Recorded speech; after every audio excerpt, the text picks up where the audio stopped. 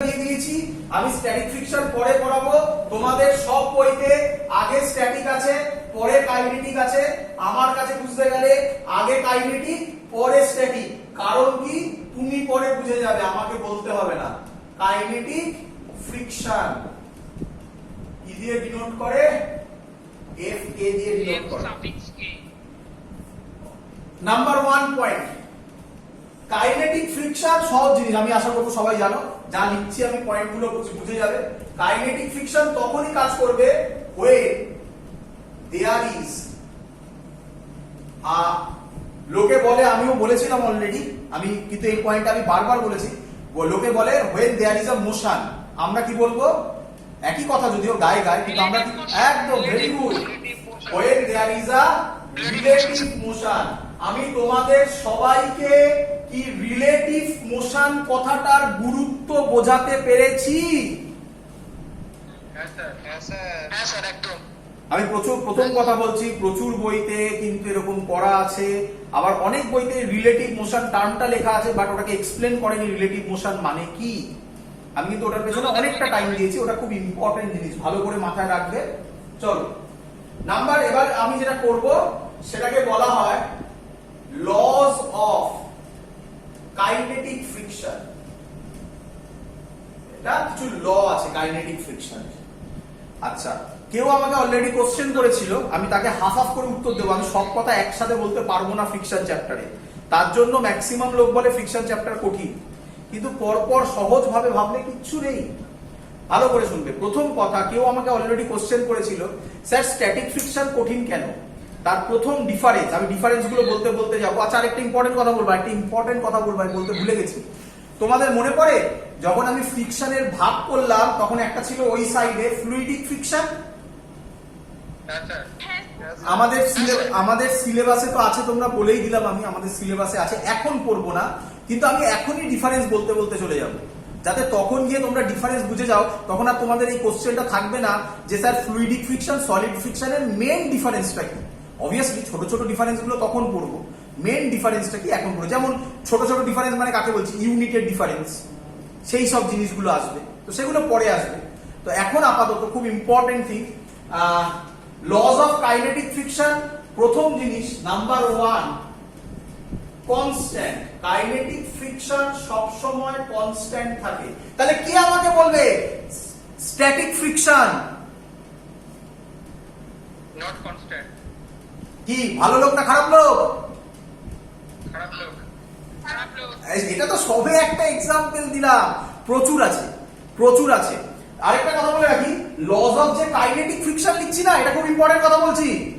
Lodge of যে kinetic friction লিখছি, lodge of static friction হয়ই না, তখন বলা হয় লজ অফ লিমিটিং ফ্রিকশন। তাহলে এবার কোশ্চেন চলে এলো, স্যার লিমিটিং ফ্রিকশন কি? পরে বলবো, তার জন্য আমি ওগুলো বলতে চাইছিলাম না, পরে বলবো।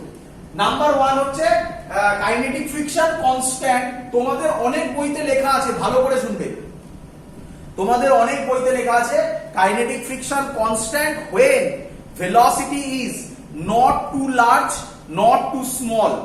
মানে ভেলোসিটি খুব লার্জ নয় বা ভেলোসিটি খুব স্মল নয়। আমাদের চ্যাপ্টারে, আমাদের সিলেবাসে এইটাকে নিয়ে কোনো কনসেপ্ট নেই, বলো বোর্ড বলো যেই, এটা হায়ার অর্ডারে গিয়ে তখন তোমরা দেখবে। তাই এখন ওই পয়েন্টকে আমরা গুরুত্ব দিই না, আমরা তাই বলি ফ্রিকশন হতে লজ অফ কাইনেটিক ফ্রিকশন। প্রথম হচ্ছে কাইনেটিক ফ্রিকশন কনস্ট্যান্ট। এক মিনিট, আরেকটা জিনিস, আমি এটার সব নোট এই যে আমি দেখিয়ে দিচ্ছি, এখানে লেখা আছে, দেখো তোমরা দেখতে পাচ্ছ কিনা আমি জানি না। লজ অফ কাইনেটিক ফ্রিকশন আমি সব পোস্ট করে দিয়ে দেবো। পরীক্ষায় কিন্তু লিখতে দেবে write down the lodge of kinetic friction, এগুলো লিখে আসতে হবে। আমি শর্টে এগুলোকে বোঝাচ্ছি এখানে। চলো বলি। হ্যাঁ স্যার, বলছিলাম আমি ডিসকানেক্ট হয়ে গেছিলাম স্যার, একটু কনস্ট্যান্টটা কেমন লিখলেন বলবেন স্যার? বললাম কাইনেটিক ফ্রিকশন কনস্ট্যান্ট, আর কিছু বলিনি। মানে তাহলে এখানে কোশ্চেন হচ্ছে স্ট্যাটিক ফ্রিকশন কনস্ট্যান্ট নয়, এবার সেগুলো আমরা বলবো সেগুলো। তাই আমি বলেছিলাম স্ট্যাটিক ফ্রিকশন ভালো লোক নয়। আরেকটা কাইনেটিক ফ্রিকশন কনস্ট্যান্ট। এবার নাম্বার 2 পয়েন্ট বলবো, খুব ইম্পর্টেন্ট পয়েন্ট হতে চলেছে। নাম্বার 2 পয়েন্ট খুব ইম্পর্টেন্ট পয়েন্ট হতে চলেছে। Independent kinetic friction is independent of area of contact so long as the normal reaction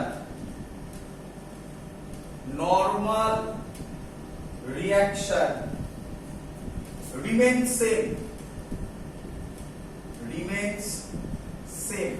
তোমরা এটা বাদ দিয়ে দাও so long as the normal reaction remains same এটা পরে বুঝবে আগে বোঝো independent of area of contact মানে এরিয়া অফ কন্ট্যাক্টের উপর ডিপেন্ড করে না এটা লিমিটিং ফ্রিকশনেও তাই হবে লজ অফ লিমিটিং ফ্রিকশন যেটা স্ট্যাটিক ফ্রিকশনের একটা পোরশন হবে সেখানেও তাই হবে এখানে একটা কোশ্চেন আছে আমি এখনই বলে দিচ্ছি ভালো করে শুনবে তুমি সাইকেল চালাচ্ছ তুমি সাইকেলে একটা ব্রেক অ্যাপ্লাই করেছো যে ব্রেকটা ছোট ব্রেক মানে সাইজে ছোট আর তোমার বন্ধু আর একটা সাইকেল তৈরি করেছে যার ব্রেকটা বড় বলো কার ক্ষেত্রে ফ্রিকশন যখন ব্রেক অ্যাপ্লাই করব কার ক্ষেত্রে ফ্রিকশনাল ফোর্স বেশি হবে স্যার যেটা বড় ব্রেক সেখানে বেশি friction apply হবে। আবার বলছি কোশ্চেন তুমি একটা সাইকেল কিনেছো যে সাইকেলে ব্রেকটা তুমি ছোট লাগিয়েছো তোমার বন্ধু একটা সাইকেল কিনেছে যে সাইকেলে ব্রেকটা বড় লাগিয়েছে আর বাকি সব সেম এবার দুজনেই ফ্রিকশন অ্যাপ্লাই করলে মানে ব্রেক অ্যাপ্লাই করলে কার ক্ষেত্রে ফ্রিকশন বেশি হবে অ্যাজিউমিং দুটো বডি সেম স্পিডে যাচ্ছে সবকিছু সেম রাস্তা দিয়ে যাচ্ছে একই দিক একদম অ্যান্সার হচ্ছে সেমই থাকবে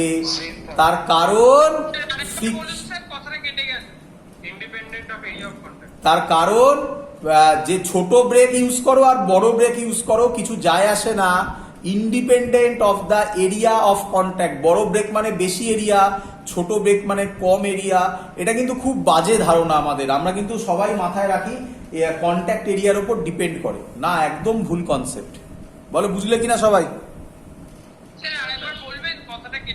ওই যে লিখেছি আমি ইন্ডিপেন্ডেন্ট এখন লেখা আছে তো independent of the area of contact মানে আমি যদি ছোট ব্রেক ইউজ করি বা বড় ব্রেক ইউজ করি কিছু যায় আসে না তাতে দুটোতেই সেম ফ্রিকশনাল ফোর্স হবে যদি সবকিছু সেম থাকে মেটেরিয়াল সবকিছু যদি সেম থাকে তাহলে independent of area of contact বোঝা গেছে সবার এটা শর্ট কোশ্চেনে দেয় কিন্তু এটা শর্ট কোশ্চেনে দেয় তাহলে ভাবো ফিজিক্স গুলোকে ভাবো কেন বললে তখন যে বড় ব্রেকে মেটেরিয়ালটা সেম না হয় স্যার মেটেরিয়াল সেম না হলে মেটেরিয়ালের উপর ডিপেন্ড করবে সেটা লিখবো আমি এখনো তো আসিনি সেটা আসবো শুধু মেটেরিয়াল কেন মেটেরিয়ালের পলিশের উপর ডিপেন্ড করি না আমরা ক্যারাম খেলোনি কেউ এখানে ক্যারাম খেলার সময় তোমরা পাউডার দাওনি পাউডার দিয়ে কি করা হয় পলিশনেসটা বাড়ানো হয় তবেই তো ফ্রিকশনটা কম হয় তাহলে মেটেরিয়ালের উপর ডিপেন্ড করলো না বাবা ভাবো রিয়েল লাইফ থেকে নাও সায়েন্সকে ফিজিক্সকে 9-10 নয় ভাবতে হবে চলো আচ্ছা তিনটা পয়েন্ট বলেছেন স্যার আপনি so long as the normal reaction remains same এটা পরে বোঝাচ্ছি একটু বাদ দাও এটা বোঝাতে হবে না তোমরা বুঝে যাবে নাম্বার 3 পয়েন্ট খুব ইম্পর্টেন্ট পয়েন্ট নাম্বার 3 ইম্পর্টেন্ট এটাও ইম্পর্টেন্ট কেন ইন্ডিপেন্ডেন্ট বলেই দিলাম আমি নাম্বার 3 বেশি important very important VIP very important কি বলছে ফ্রিকশনাল কাইনেটিক ফ্রিকশন সরি আমরা তো সব কাইনেটিক করছি kinetic friction is directly proportional to normal reaction এবার সবাই বুঝতে পেরে গেছো মনে পড়ে স্যার বলেছিল নরমাল রিঅ্যাকশন দিয়ে যে ইকুয়েশন গুলো ছিল সেগুলো সব ইনঅ্যাক্টিভ ইকুয়েশন ছিল ওখানে কাজে লাগছিল না এখানে কোথায় কাজে লাগবে বুঝতে পারছো হ্যাঁ স্যার এই হলো সেই জায়গা তাহলে খুব important f K directly proportional to a আর এই পয়েন্টটা তাহলে তোমরা বুঝেই গেছো so long as the normal reaction remains same n যদি চেঞ্জ হয়ে যায় তাহলে এটা চেঞ্জ হয়ে যাবে হ্যাঁ স্যার হ্যাঁ বুঝতে পেরেছি এইটাই এখানে এক্সপ্লেন করা আছে প্রপোর্শনাল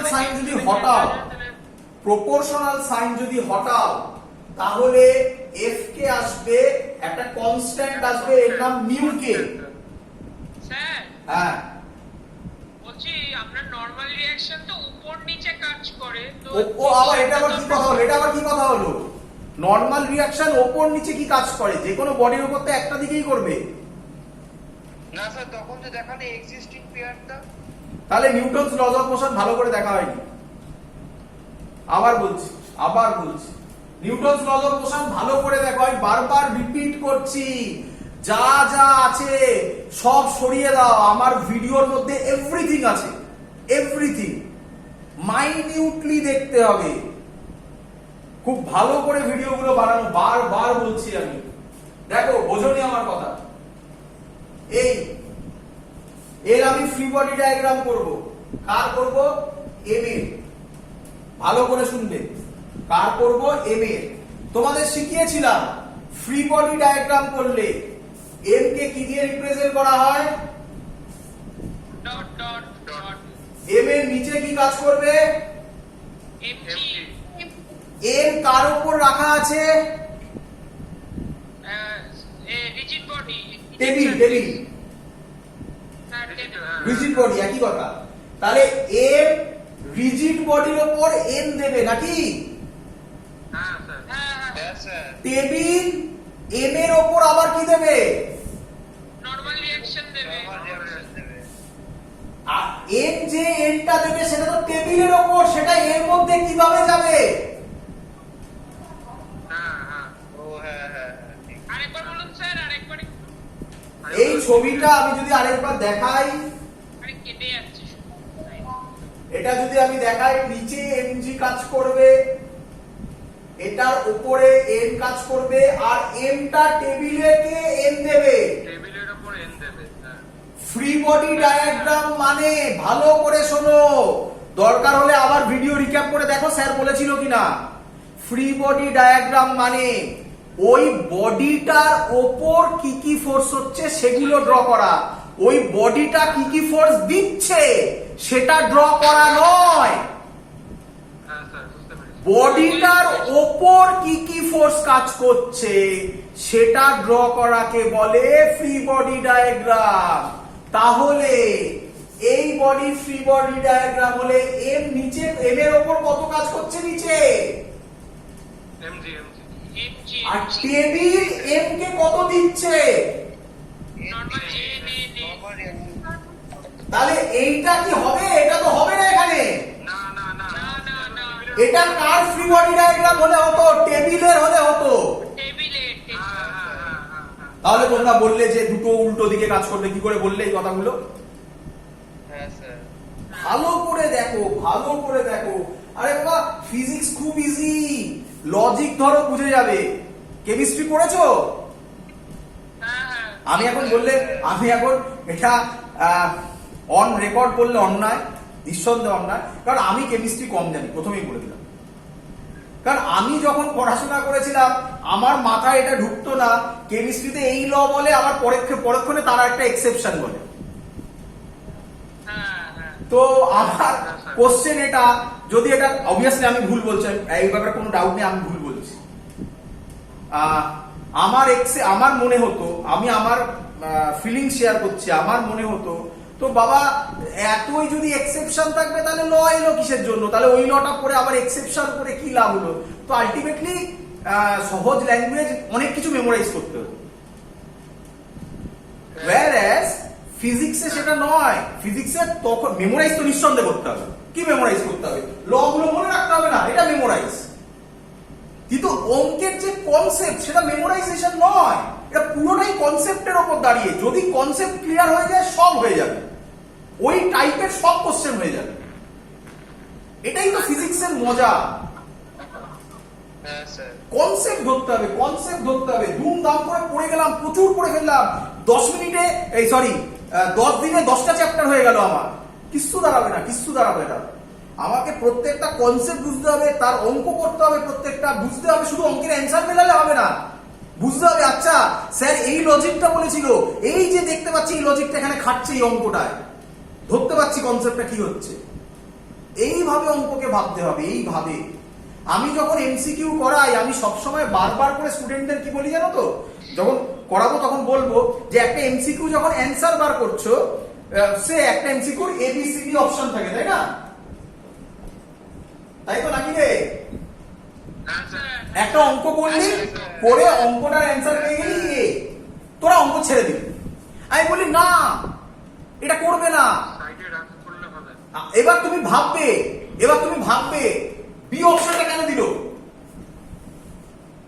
এমনি এমনি বি অপশনে যে ডেটাটা দিল সেটা এমনি এমনি, হ্যাঁ হতে পারে কিছু জায়গা থাকে যেখানে এমনি এমনি সেটা বেরিয়ে যাবে, তাহলে তুমি বলবে দরকার নেই। কিন্তু এরকম কিছু জায়গা পাবে যেখানে ওই জায়গাটা দিয়েছে এই অঙ্কটায় কিছু যদি তুমি ভুল করতে তাহলে বি অ্যান্সারটা আসতো, হ্যাঁ স্যার। তাহলে তুমি বুঝে যাবে যে কোথায় আমাকে ফাঁদে ফেলবে। হ্যাঁ তাহলে আমি একটা এমসিকিউ বলে একটা এমসিকিউ শিখি না, 4টে এমসিকিউ শিখি। বলো মাথায় ঢুকলো কিনা? হ্যাঁ স্যার। হ্যাঁ স্যার। ফিজিক্স ধরো, ফিজিক্সকে ধরো। ফিজিক্স একটা, আমি আমার সাবজেক্ট বলে বলছি না, মজা আছে, আলাদা মজা আছে। করতে থাকো বুঝবে, করতে থাকো বুঝবে। ডাউট হবে আমাকে বলবে, আমি যতটা পারবো জানাবো। চলো তাহলে প্রপোর্শনাল সাইন উঠলে একটা কি আসবে? কনস্ট্যান্ট। মিউ কে, মিউ কে বলে, মিউ কে এন। তাহলে এখান থেকে মিউ কে কে লেখা যায় F K by A. Mu K কে বলা হয় কোএফিশিয়েন্ট অফ কাইনেটিক ফ্রিকশন। সবার বোঝা গেছে? হ্যাঁ স্যার। এর মধ্যে কি আছে? কিছুই নেই। আচ্ছা একটা কোশ্চেন আমি আশা করবো সবাই উত্তর দিতে পারবে ভেবে। What is the unit of mu K? Unitless. Very good. তাহলে ইউনিটলেস। তাহলে নিউটন। ইউনিটলেস, ডাইমেনশনলেসও। কেন? এটাও ফোর্স, এটাও। এটাও ফোর্স। আচ্ছা একটু ভেতরে গিয়ে যদি বলি, একটু ভেতরে গিয়ে যদি বলি এটা কি force? Frictional force. Kinetic friction. Kinetic friction মানে কন্ট্যাক্ট ফোর্স। ও আচ্ছা হ্যাঁ। এটা কি ফোর্স? Non contact force. Non contact force. ওটাও কন্টাক্ট ফোর্স। কন্টাক্ট না, ও contact force, sorry. Contact force আপনি। কন্টাক্ট। বোঝা গেল কিছু? হ্যাঁ স্যার। একদম খাপে খাপে মিলবে লজিক গুলো। চলো চলো। স্যার আপনার বোর্ডটা না কেমন হেজি আসছে। কি বলবো অলরেডি? ঠিক আছে তো। একটা একটু হেজি আসছে। মায়ের সাথে হেজি আসছে। হ্যাঁ মাঝে সাথে এগিয়ে আছে। আচ্ছা চলো চলো চলো। আচ্ছা এবারে নেক্সট,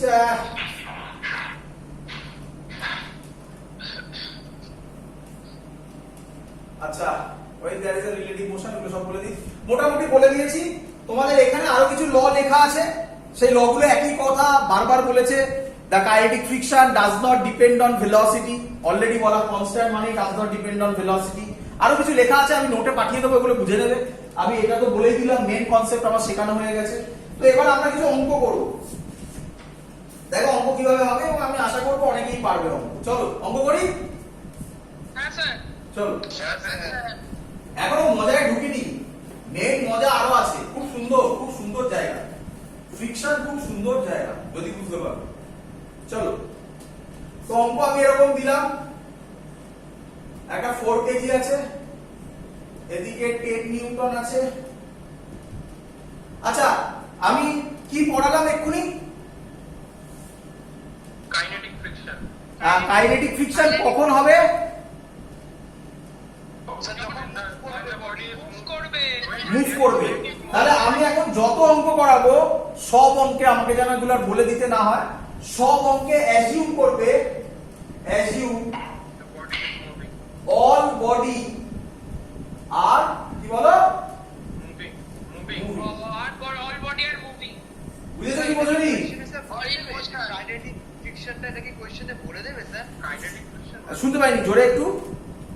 না স্যার কোশ্চেনে কি স্যার বলে দেবে? কোনটা বলে দেবে? এই ডায়াগ্রাম তো আপনি স্যার, আপনি তো এখন কাইনেটিক ফ্রিকশন অঙ্ক করাচ্ছেন বলে আমরা বুঝতে পারলাম যে এটা মুভ করছে। এমনি কি স্যার কোশ্চেনে বলে দেবে? না, এখানে টুইস্ট করবে। যখন আমি ফাইনাল ফ্রিকশন শিখিয়ে দেবো না তোমাকে, ফাইনাল আমি যখন বলবো আমার ফ্রিকশন শেষ, তখন হ্যাঁ। বডি মুভ করবে কি মুভ করবে না কিছুই বলা থাকবে না। তুমি ডেটা দেখে বুঝে যাবে বডি মুভ করছে কি করবে না।